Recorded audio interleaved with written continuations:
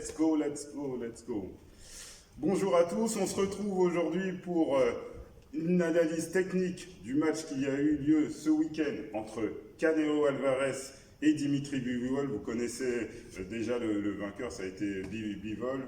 Voilà, alors on va revenir sur un fait du combat avec bien sûr le coach Amar. Comment vas-tu, Amar? Ça va toujours bien quand je suis avec toi. Écoute, pour débriefer des moments de boxe et un super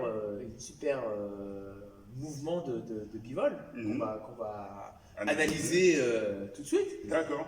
Donc cette analyse où il a pu placer quelque chose déjà face à Canelo, qui demande une grande confiance en soi et une grande confiance en sa défense.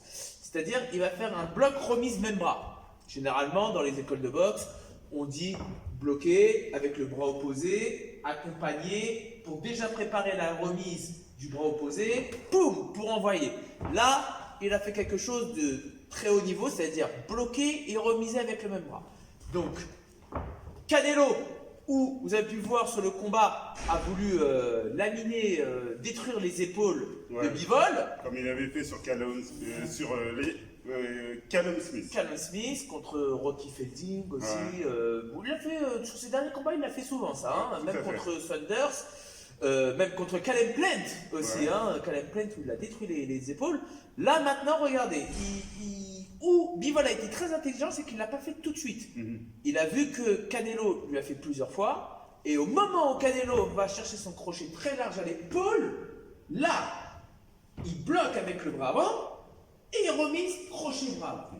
Poum, il remise avec le même bras. Donc, il y a peut-être un petit peu moins de puissance sur ce genre de remise, mais par contre, le grand avantage de ce blocage remise même bras, c'est qu'il a le trou. Et il va toucher beaucoup plus facilement et surprendre son adversaire, Canelo. Regardez, je suis là, il donne le coup, vous avez vu? Là, il est libéré. Vous connaissez très bien qu'un boxeur, le seul moment, entre guillemets, où il va se découvrir, c'est au moment où il va frapper. Et là, Bivol a bien exploité ça pour pouvoir remiser le crochet. Et après, derrière, enchaîner. Boum. Avec un uppercut bras avant. C'est ça. Donc, ça fait ça. Poum, poum, poum, poum. Voilà. Donc, pour faire ce genre de mouvement, ce genre de technique en boxe, très grande confiance en soi sur sa défense et surtout savoir encaisser pour mieux remiser. D'accord? Très grande confiance en soi pour Bivol, une très grande naïveté pour Canelo. Une grande, voilà, c'est une naïveté parce que aussi où on apprend en tant que coach de boxe à ses élèves, c'est après une grosse attaque ou après une attaque, on fait un geste de défense. Exactement. Et là, Canelo est resté un peu droit comme un i, où voilà, il est resté là et voilà, Bivol a su en profiter. Alors qu'il aurait dû faire ça, retrait buste. Comme ce qui est spécial de Canelo. C'est spécial, mais là, défensivement, vraiment, Canelo, il a été entre guillemets loin, en tout cas loin de ce qu'il nous a habitué.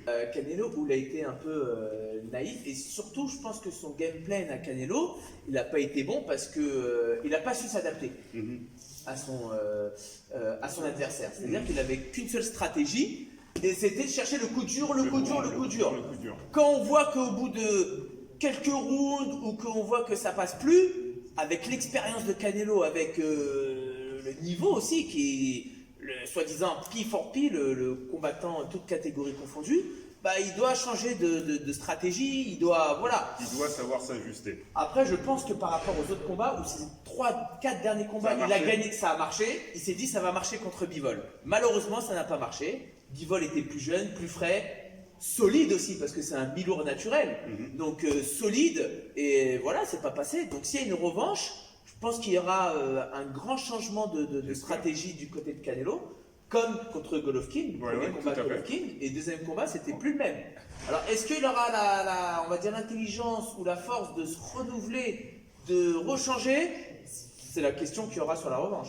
On verra ça peut-être au mois de septembre. En tout cas, je te remercie. Avec grand plaisir. Coach Amar, toujours des bonnes analyses techniques. On se refait peut-être ça pour Tony Yoka contre Bacol, le 14 mai. Soirée, grosse soirée grosse soirée Dans le Yoka, Bacol, on sera tous là, ça va être génial. Dans le 14e, suivez-nous sur les réseaux sociaux, vous aurez toutes les informations. En attendant que le combat continue. Ciao. Pa